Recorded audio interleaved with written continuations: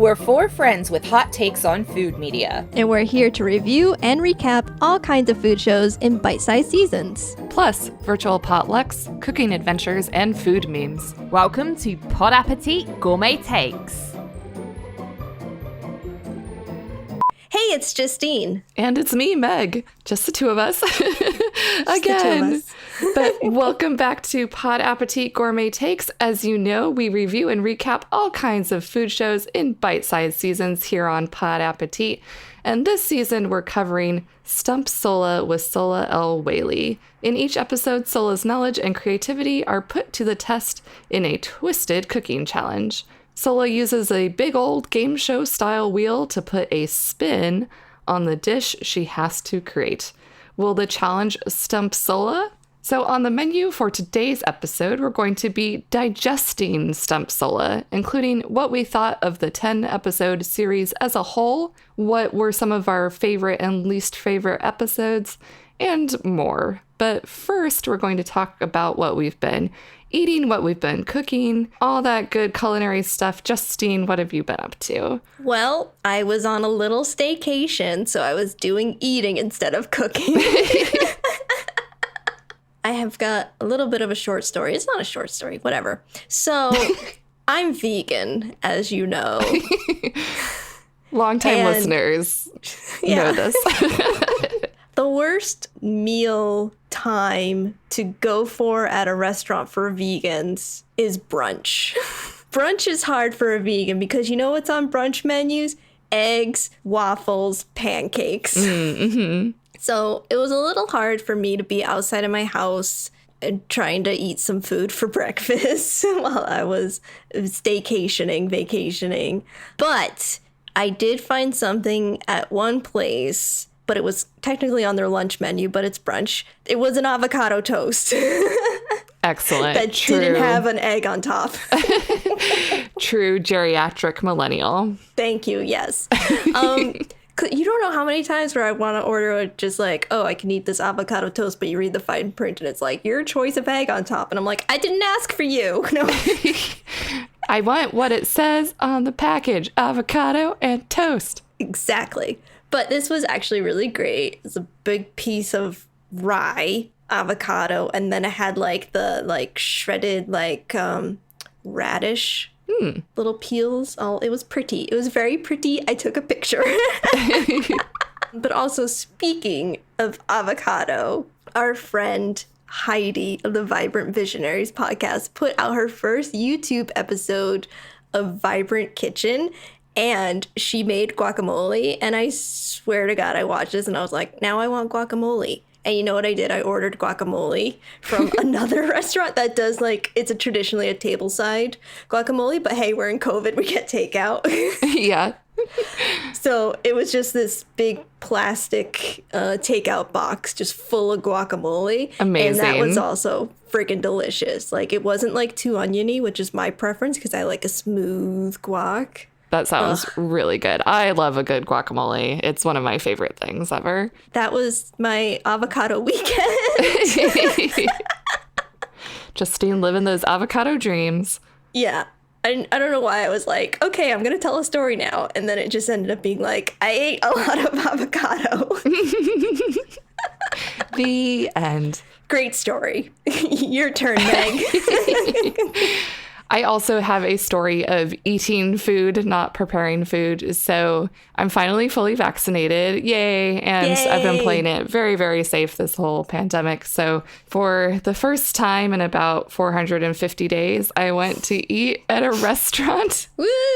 And it was amazing. I'd almost forgotten what the experience was like. But so I went to the outdoor dining part, the patio part of this little tea shop essentially, and they serve high tea. It's very cute. So I went with a friend, and it was just really nice to, see someone face to face, enjoy a restaurant, and it all felt very safe and pleasant, and I had a great time. That's awesome. I also went to a restaurant, one of my favorite vegan places, and it was not as pleasant as that because they were doing pickup, but you could eat it there. So it's like the service still wasn't fully back. I didn't get any like real plates or forks situation. It's just like, here's a bag of your food. You can eat it in these locations here.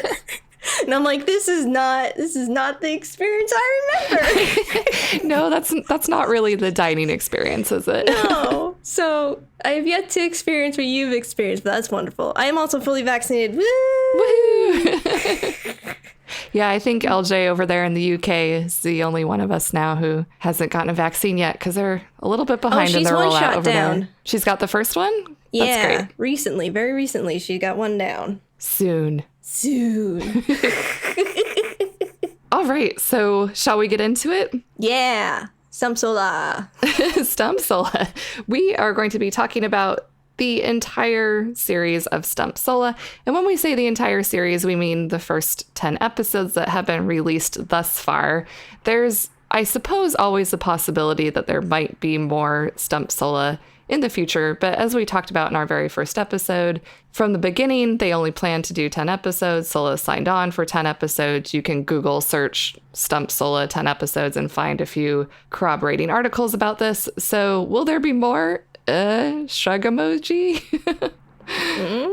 Should there be more? Should there be more? Also a good question. Emoji? So yeah, let's start out just with our general takes. What's our big picture overview, takeaway feeling about the series as a whole? I feel like it's going to be hard for me not to just jump into criticisms. Well, yeah, feel free to say if a criticism is one of your big takeaways. That's valid. Okay. We're going to talk about, it was just basics with Babish, and then Stump Sohla came in and created the split. So we've got the Babish culinary universe, which allows Babish to do more shows with other people, which he will be doing in the future. One with Rick, which they were just filming a little bit. It seems to me like Basics is a better produced show. I feel like maybe they came out with Stump Sohla a little too early. They were riding the wave of everything that was happening. And you could see editing and graphics changes from episode to episode. And maybe it wasn't even fully realized. I would agree with that. Also, what you said about it sort of writing the hype and the drama and the excitement of Bon Appetit. This was Sohla's first video endeavor outside of the fallout at Bon Appetit. So I do think it was a case of wanting to capture that feeling. Let's get on it before the energy dies down. And as you said, Basics with Babish, that's been a thing for years now. So they've had time to polish the production, to really get a good cadence for that. And that is something where you might think, oh, well, that should just translate to another show because they know what they're doing. But that does not seem to have been the case for Stump Sohla. That was something we've talked about this whole season, is that the production was pretty spotty. It seemed like it was definitely filmed piecemeal. So all the wheel spinning segments were clearly filmed on the same day, same shoot, and then cobbled together with other days. Of course, there's going to be editing of multiple filming days across these bigger cooks or what have you, but it did have a kind of cobbled together feeling in the end. Yeah. I feel like I love the pilot. I love what happened there. I love how they sold the show. It's just when they tried to amp it up, it didn't fully translate because I feel like the pilot was so pared down, like we had talked about in terms of it just seems like one camera person in a backyard, and she's got one set task to do, which I felt worked for the brief. Yes. The moment they tried to build off onto that to make it bigger, I think they needed a little more thought of structure. I agree to a certain extent. I do think that the pilot episode, the 18th Century Mac and Cheese, it was a very economic way of showing this is what the show is going to be. And it was definitely enough to get me excited about the show as a whole.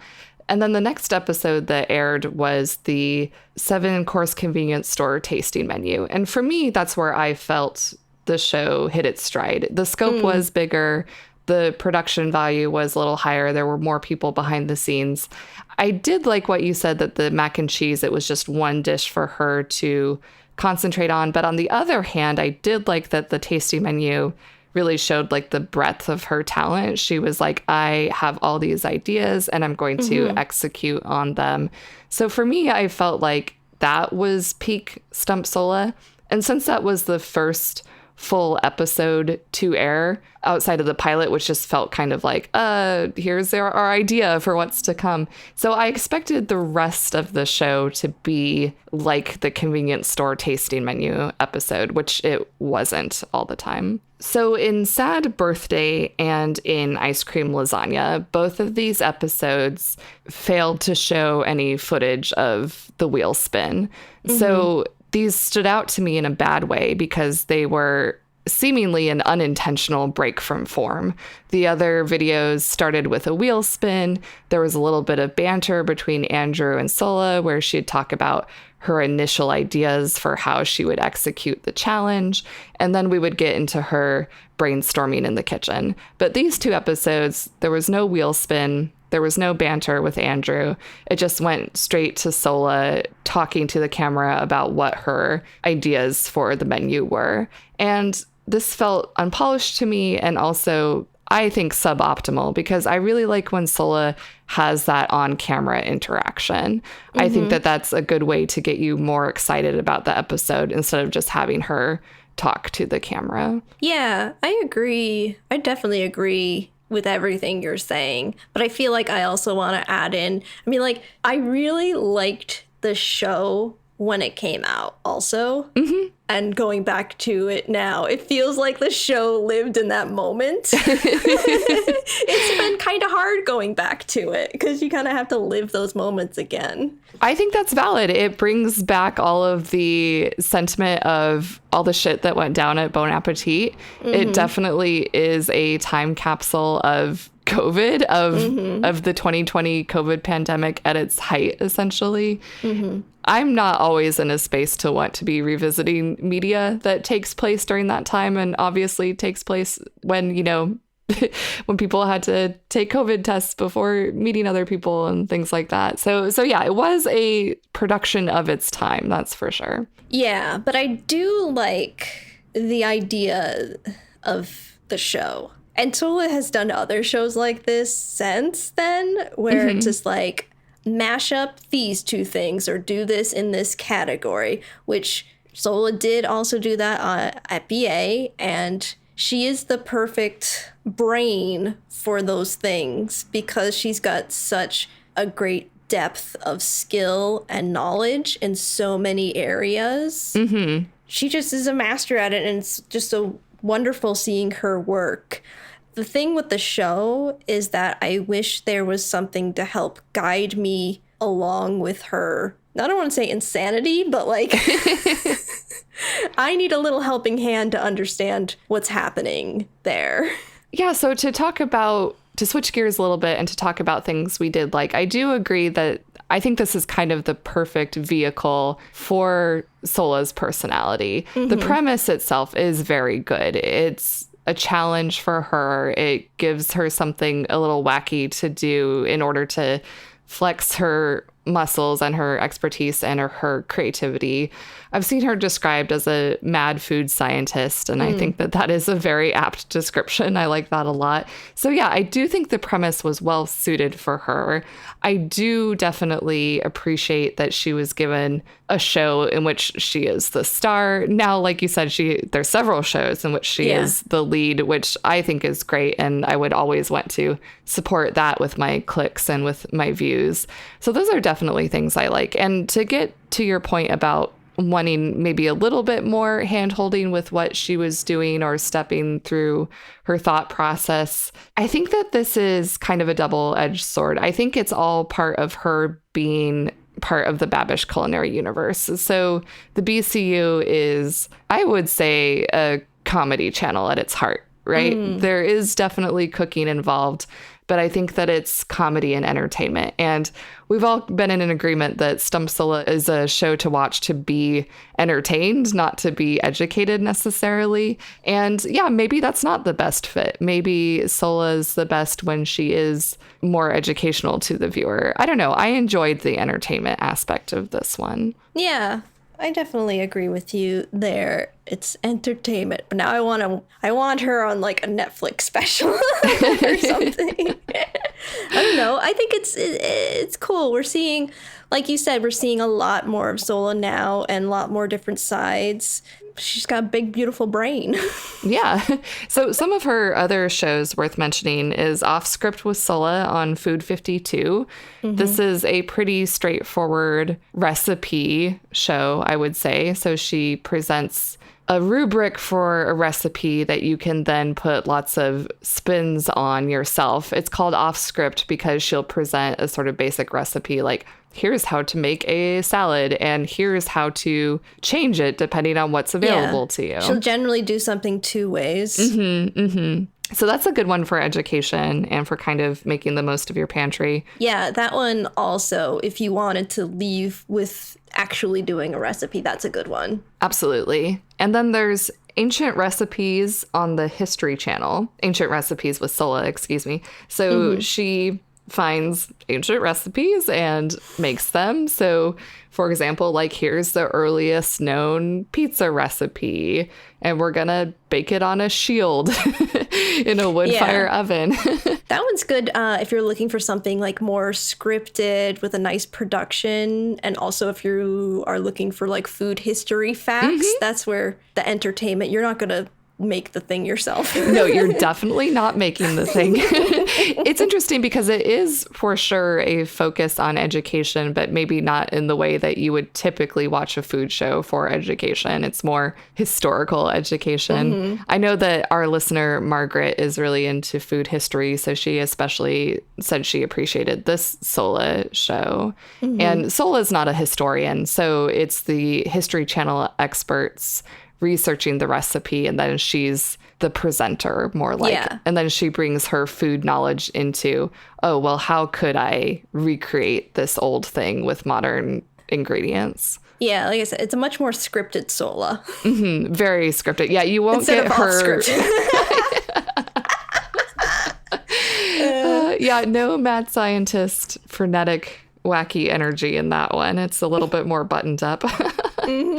And one of the newer ones is Club Sohla on New York Times Cooking.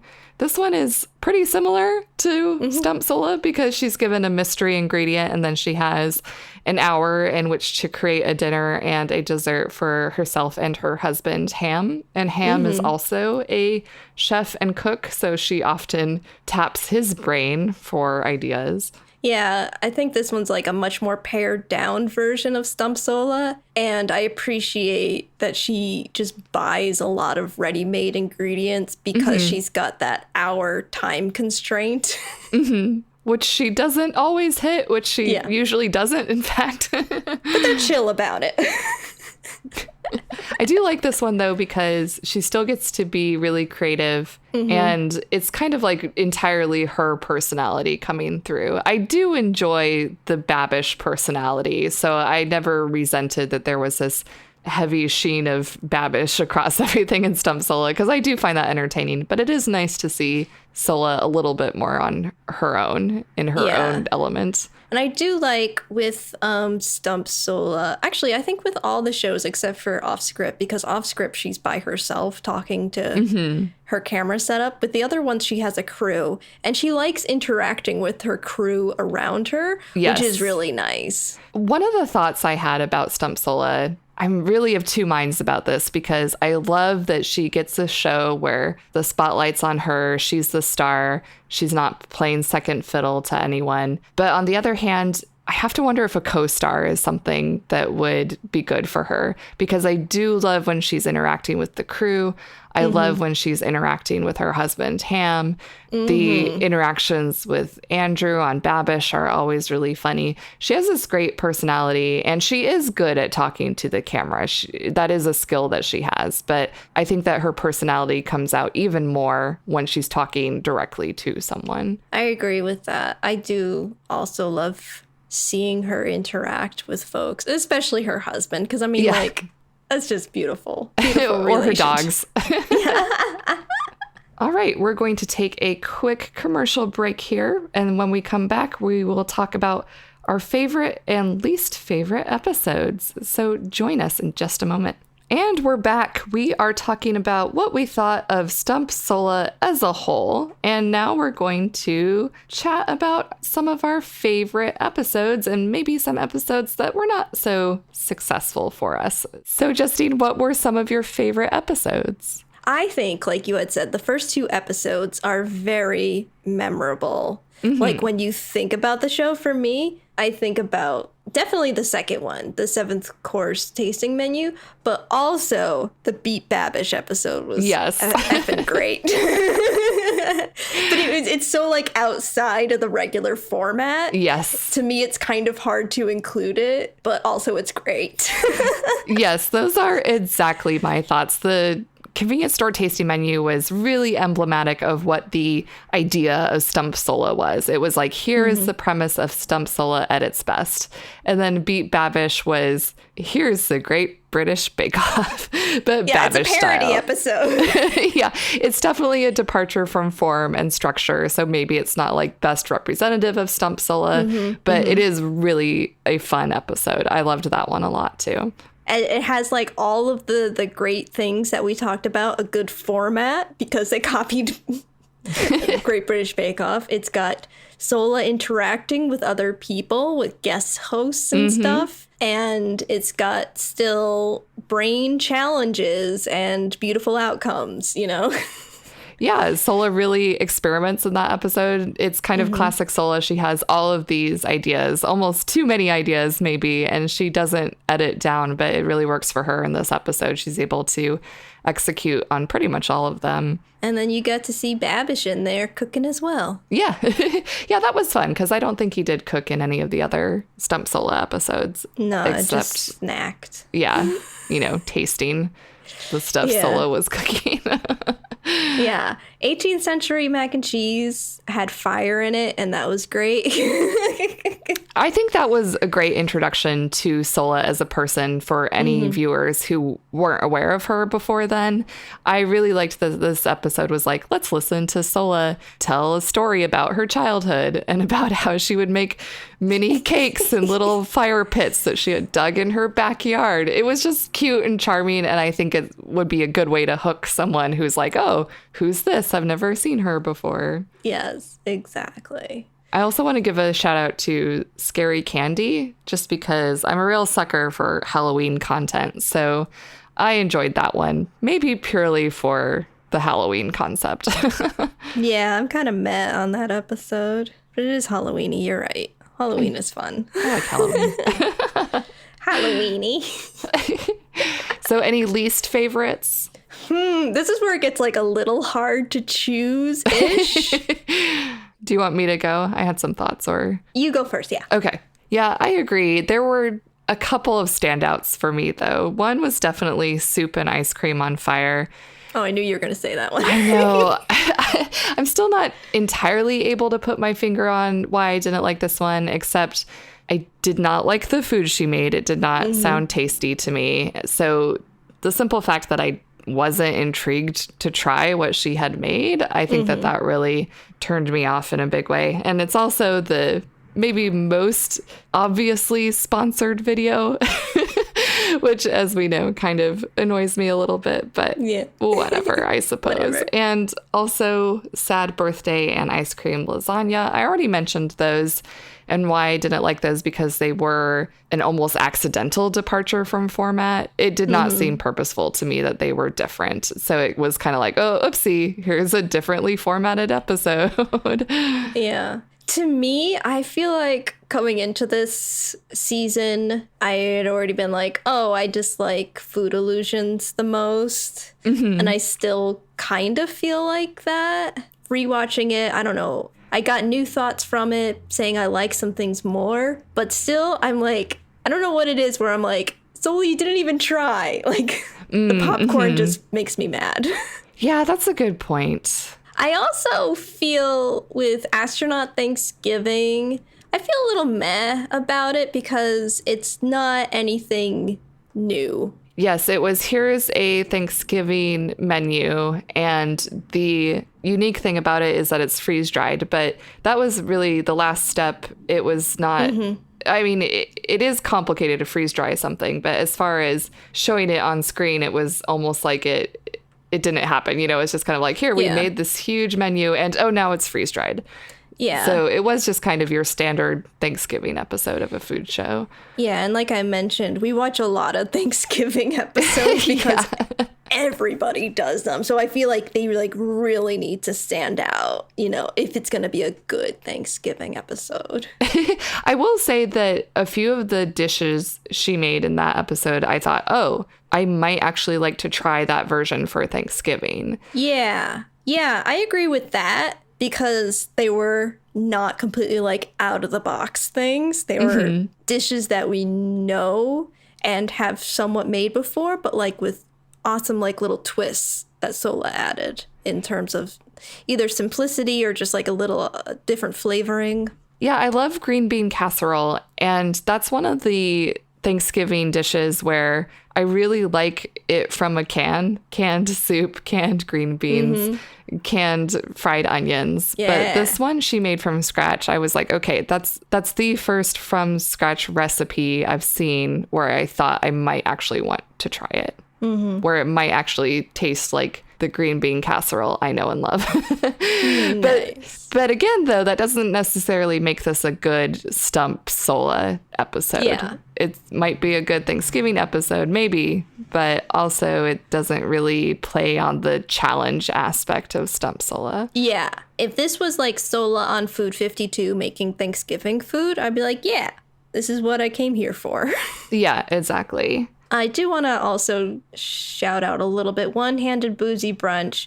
I know I wasn't on recording with you guys, but you guys talked about a little bit about the ableism of that episode. Yeah, it's a little bit of a yikes.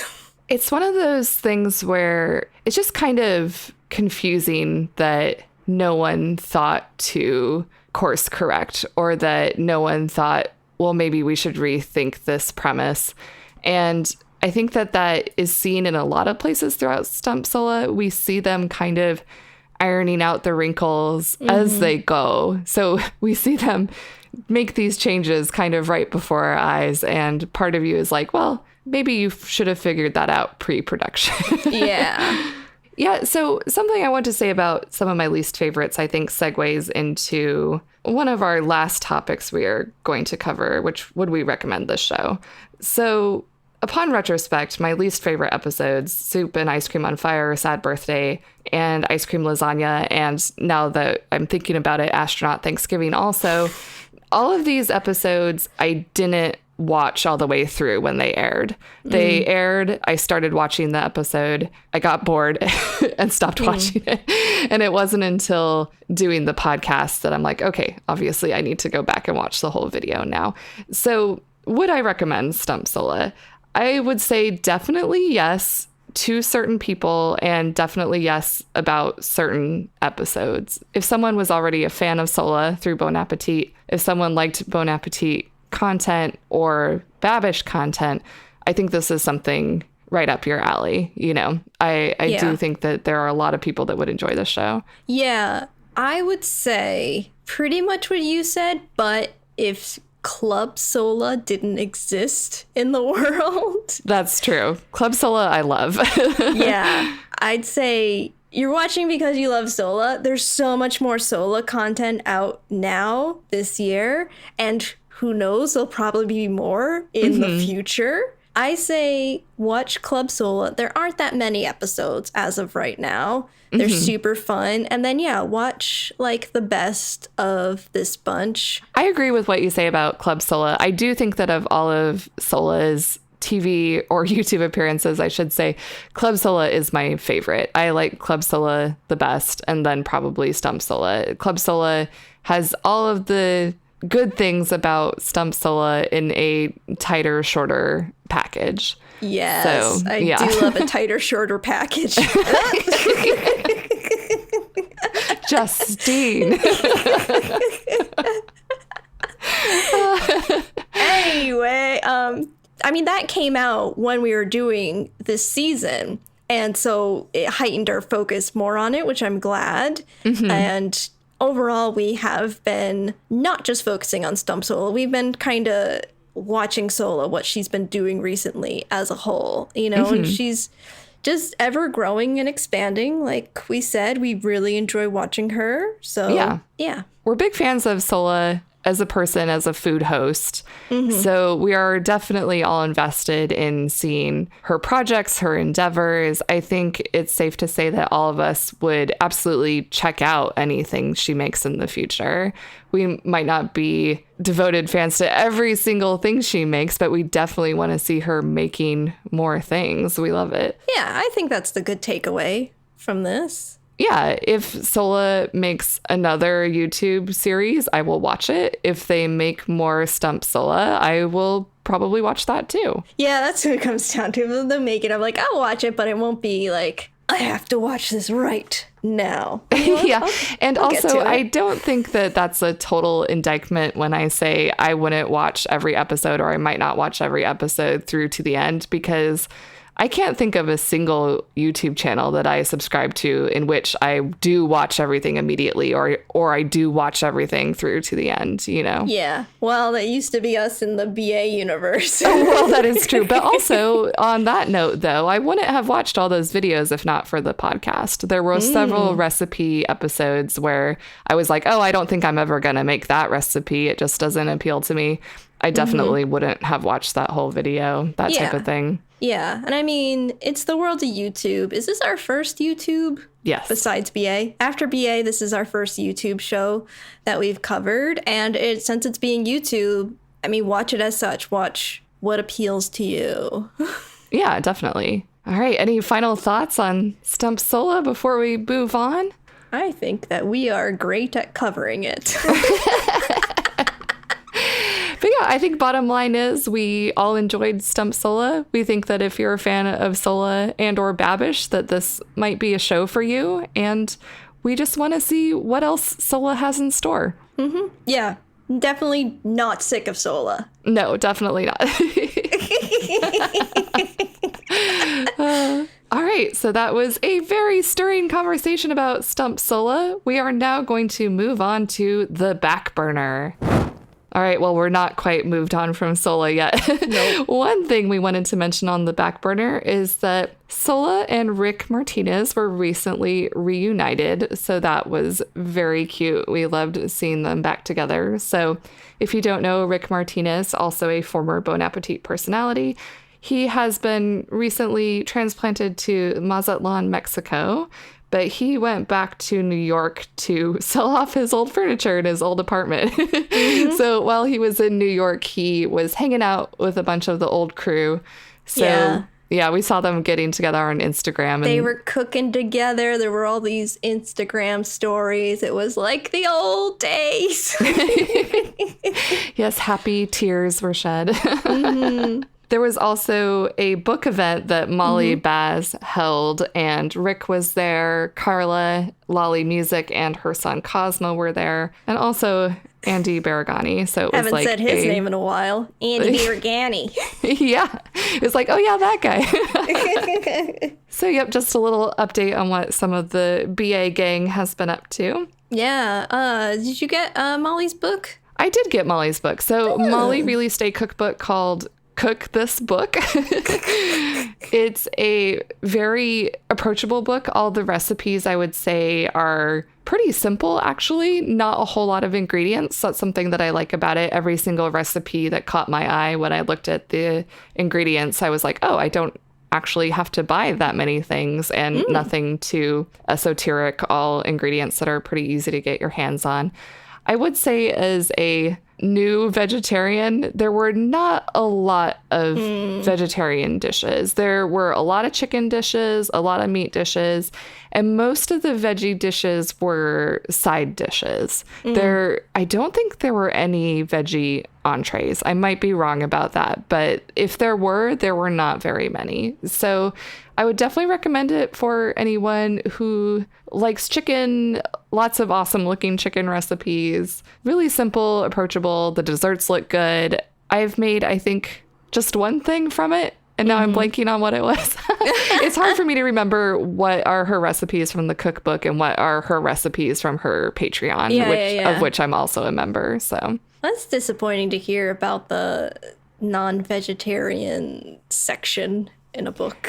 Yeah, the veggie sides, they all looked good. And I think that some of them could probably be somewhat easily tweaked to be an entree, but I hadn't put that much thought into it yet. Just throw some chickpeas on it.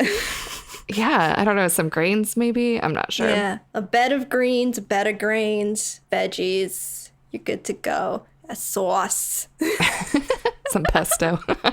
I had a question about the book, because when she announced it, she said there was some sort of video interactivity features in it. Oh, yeah. So certain recipes or certain techniques have a scannable QR code with instructions to scan this code and watch a video to see how this is prepared, et cetera, et cetera. I'll be honest, I haven't done that. That was not the biggest draw for me to begin with. So something that I really like about having a printed recipe, about having a cookbook, is that it's really easy to cook from. I don't like cooking from videos. You have to pause them. You have to rewind. I have just never found cooking from a video very intuitive. So I might check out these videos if there's some sort of like method or technique that I'm not familiar with. But so far, I have not checked out the video element. It's a cool idea. It is a cool idea. I was also curious to see where she was hosting the videos, because just like from a technical standpoint, I was like, is she just going to host these videos forever? Is her publisher hosting them? Anyway, just a technical thought I had. Yeah, it's also interesting in the world of digital multimedia and where things live and in perpetuity. That's the thing. It's real easy to just throw something on YouTube and assume that it will live there forever. But when you have something essentially behind a paywall like these videos are, because you have to buy the book in order to access them, it definitely introduces an element of complexity in terms of what am I going to do from the tech side.